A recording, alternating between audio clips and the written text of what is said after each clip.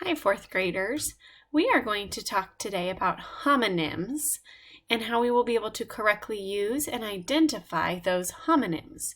Now, you might be thinking to yourself, well, didn't we already talk about these kinds of words because it sounds awfully familiar? Well, you would be almost right because on Friday we heard about homophones. And so a homophone is a word that sounds the same but has a different spelling and a different meaning. So maybe we can think about an example of a homophone. Remember we said would have been two, and two. All those different kinds of meanings and spellings of the word two. So today we are going to focus on homonyms.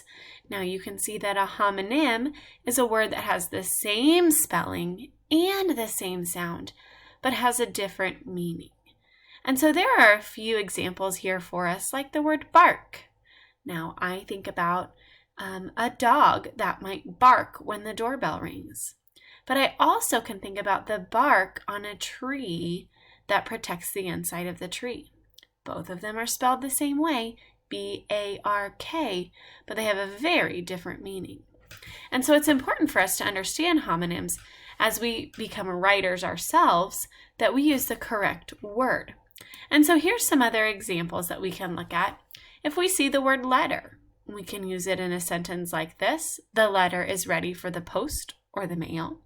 But we could also say there are 26 letters in the English alphabet.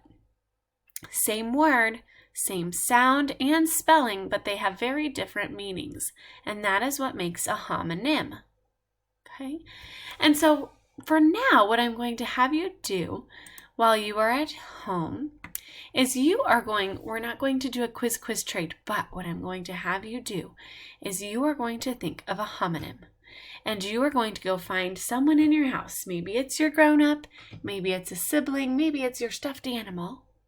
Okay? And I want you to read your homonym. So my example is the word left. Okay?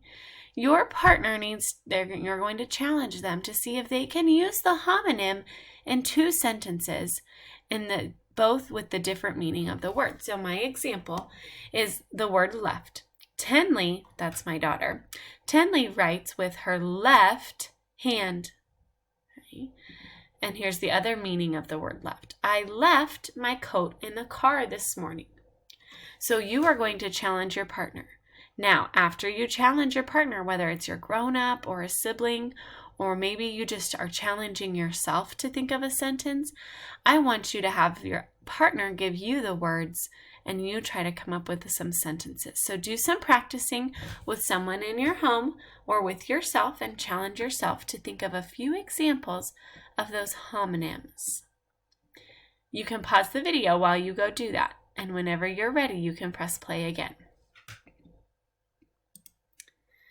And now that you're back and you've done some practicing with either a grown-up or sibling in your house, or you practiced and challenged yourself, you have one assignment today on Seesaw, and you are going to, in these 4 sentences, you're going to circle the correct meaning of the underlined word in each sentence. All right, friends, good luck using those homonyms in your reading and writing.